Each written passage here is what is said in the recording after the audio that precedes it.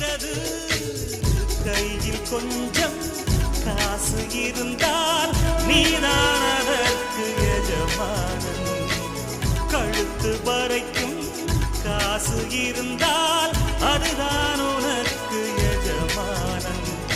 வாழ்வின் அர்த்தம் புரிந்துவிடு, வாழ்க்கையை வாரி குடித்துவிடு. ஒருவன் முதலாளி, உலகில் மற்றவன் தொழிலாளி. விதியை நினைப்பவன் ஏமாடி, அதை வென்று முடிப்பவன் அறிவாளி.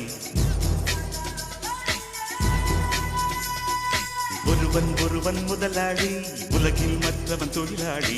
விதியை நினைப்பவன் ஏமாடி, அதை வென்று முடிப்பவன் அறிவாளி.